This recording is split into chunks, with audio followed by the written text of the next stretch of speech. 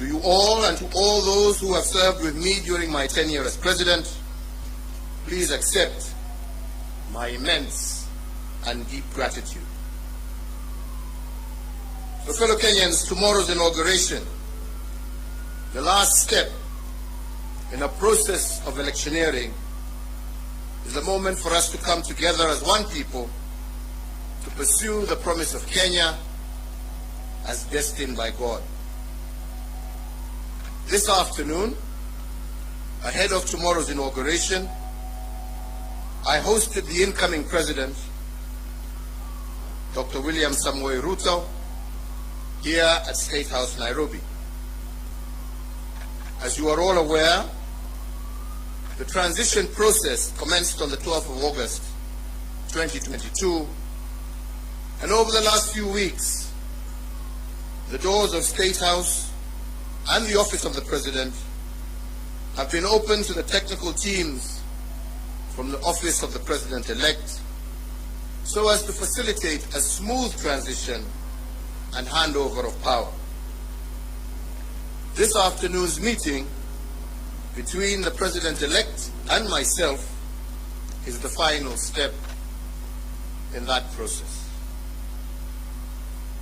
Fellow Kenyans, the work of building a nation is a continuous endeavor passed from one generation to another, from one administration to the next.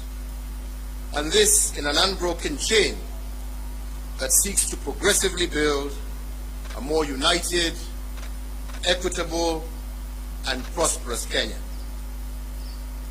On my part, as head of state and government, I hand over leadership of a nation that has undergone consequential transformation over the last decade in every aspect of our national life. With the mandate you bestowed upon me, my administration, together we have fostered an integrated devolution as a way of life in our country. We have reinforced our educational and technical excellence, and we have also successfully led the nation through the worst global health crisis in over a century. We also turned a number of challenges that we inherited and those that emerged during our tenure into areas of opportunity for a better Kenya. The baton we received from the late President Mwai Kibaki was carried through. We built on his legacy and indeed on those of the previous two administrations in every area of public life. We built on the late President Daniel Arap Moi's love for education that was further built upon as free primary education by President Mwai Kibaki. And with the mandate that you gave me, we institutionalized free secondary education, thus heralding a 100% transition from primary to secondary education. To further enhance the competitiveness of our workforce, we have placed the nation on a pathway to competency-based curriculum, which institutionalizes a system that seeks to nurture creativity and innovation in our children. Aware that insecurity can break the chain of our national development and deter the realization of the national anthem's promise of plenty within our borders, we have built on the work done and created a much improved security environment. Critically, we muted the wave of terror attacks that had placed a stranglehold on our nation, reduced crime rates, and secured significant progress in terms of illicit trade in firearms and other long-standing security challenges. We achieved this by retooling our security organs and making them more capable to address the dynamic, contemporary security challenges that Kenya faces. To realize the dream of equitable development, we have fostered and given impetus to the devolved system of governance. In line with the 2010 Constitution, we institutionalized devolution and forever changed the face of Kenya. Through devolution, government is now much closer to the people, with Kenya shillings 2.5 trillion transferred by the national government to the counties from 2013 to date. Now wananchi's needs can be heard and addressed in real time, and the funding transferred to counties can be better aligned to the priorities at the local level. With the mandate you gave us, we pursued the vision of previous administrations for greater economic integration within the East African region and led the push to admit the Democratic Republic of the Congo into the East African community.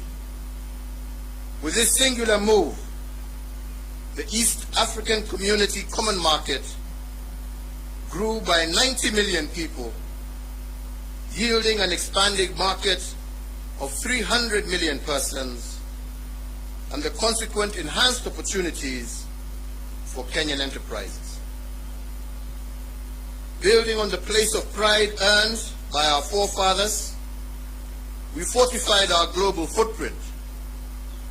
Our non-permanent membership in the UN Secretary in the UN's Security Council has amplified Kenya's voice on international peace and security matters.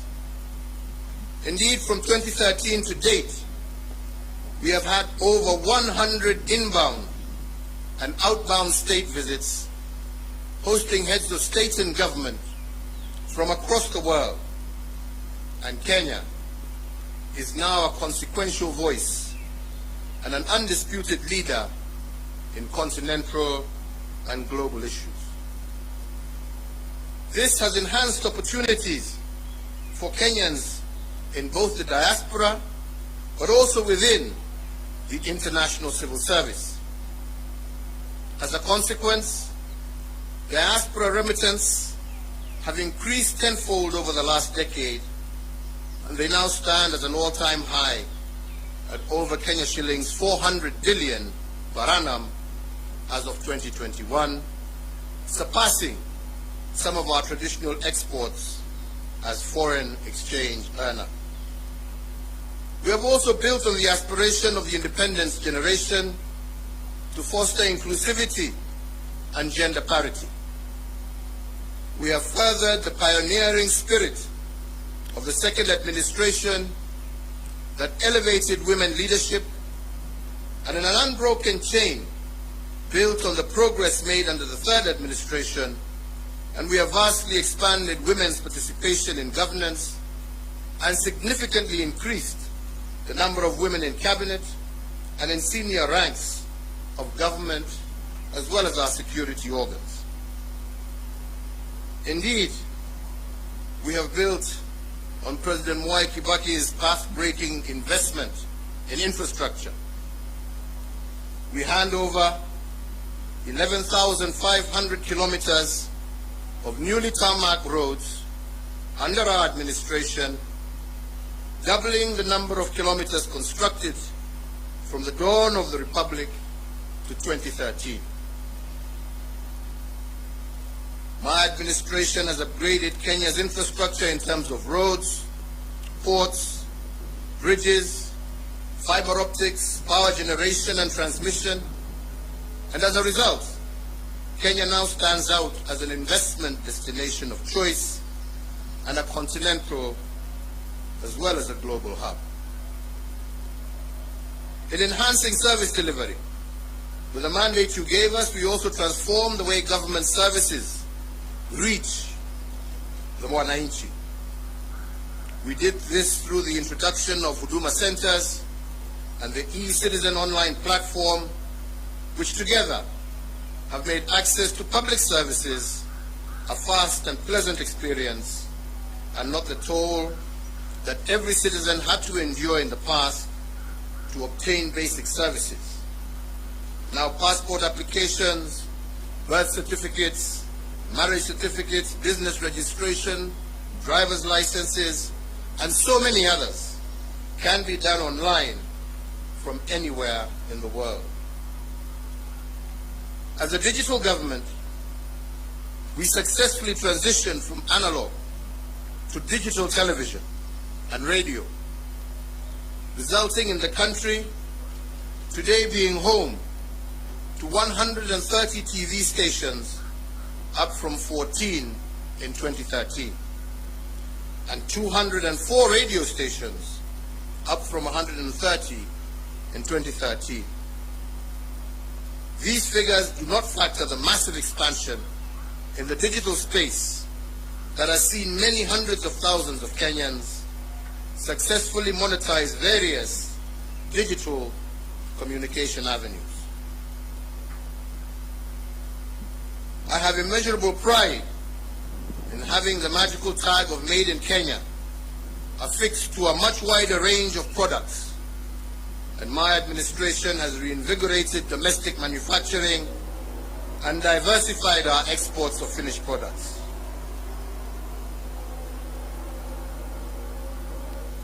From my predecessor, President Mwai Kibaki, we picked up a country that was the 12th largest economy in Africa to its current position as Africa's 6th largest economy. We have almost tripled the wealth of our nation from a GDP of 4.5 trillion in 2013 to close to 13 trillion currently. Consequently, the income per capita also rose sharply from Kenya shillings 127,065 per person in 2013 to Kenya shillings 245,045 per person in 2021. This has seen Kenya graduate from a lower middle income country, and it is notable that if we continue on this growth trajectory, what this means is that by next year, we will join the league of truly middle-income countries. In another milestone as a mark of the growth that we have experienced, our tax revenues have more than doubled from slightly above Kenya shillings 800 billion in the financial year 2012-2013 to Kenya shillings 2 trillion in the financial year 2021-2022. The dream of our forefathers was to rid the country of disease, ignorance, and hunger.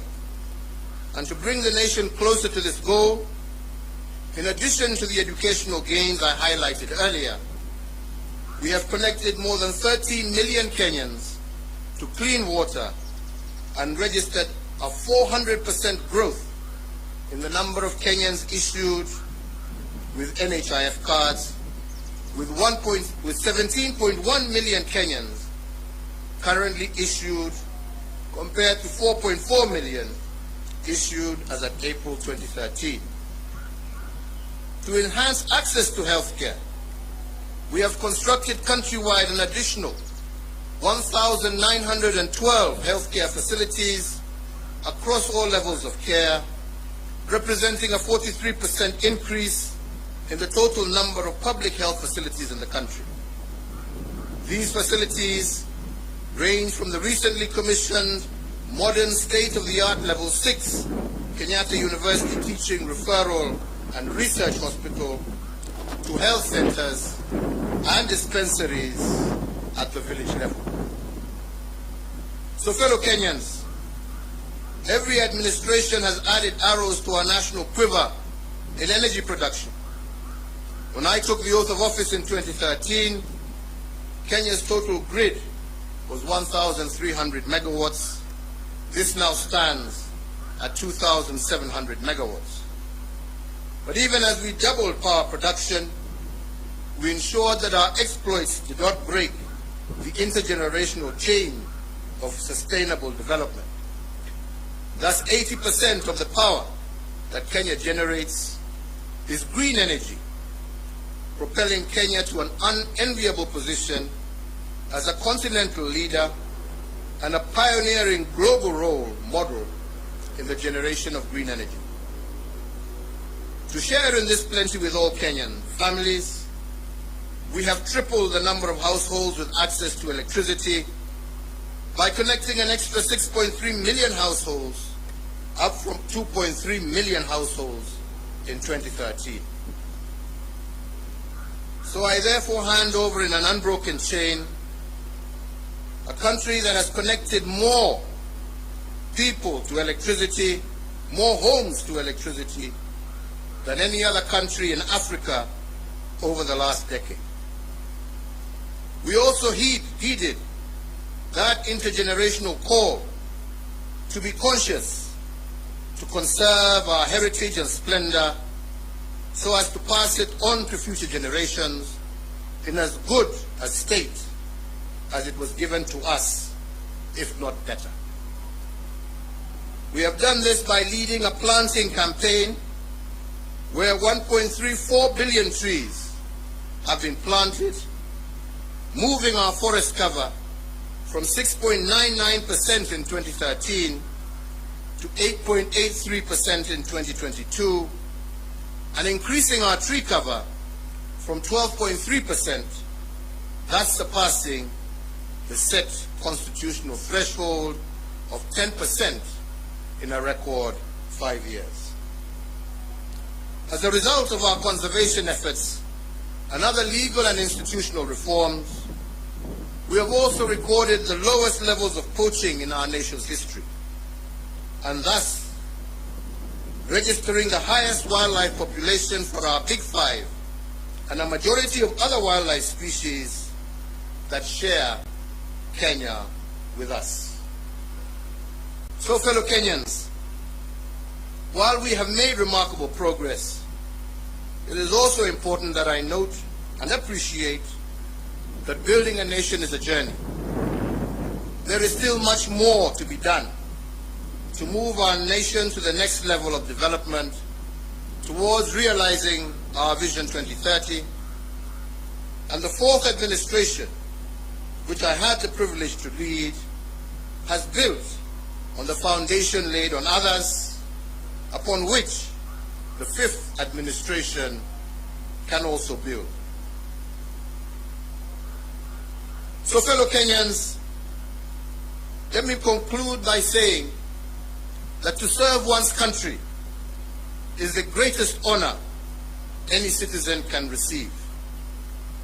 It is a sacred trust, and it has been an immense privilege that I have not taken for granted.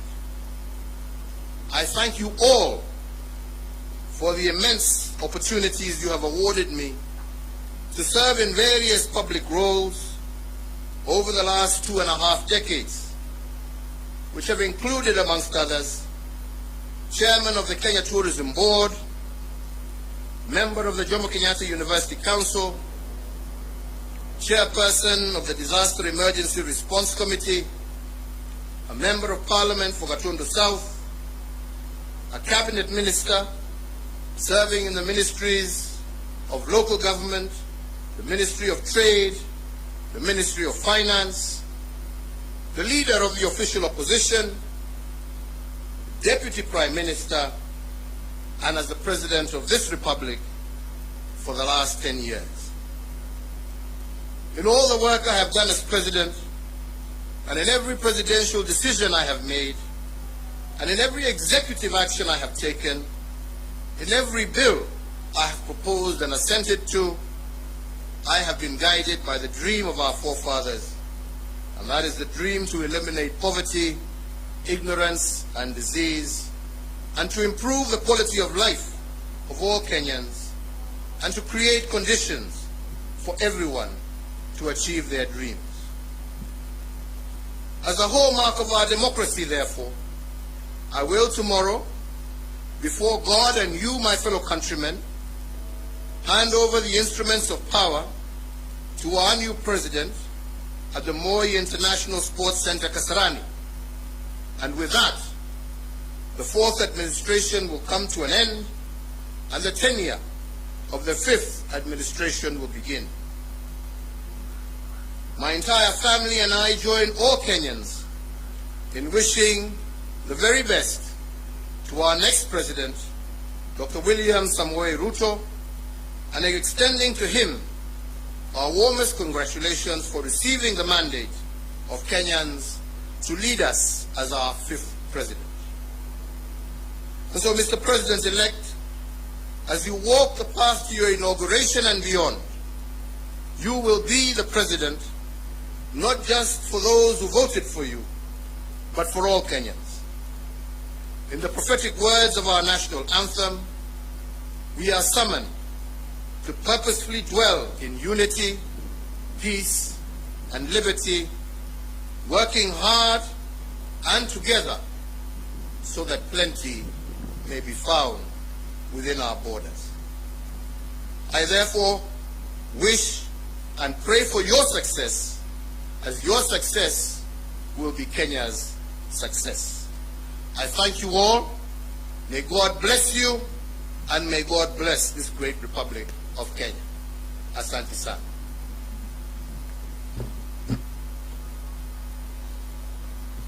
Thank you.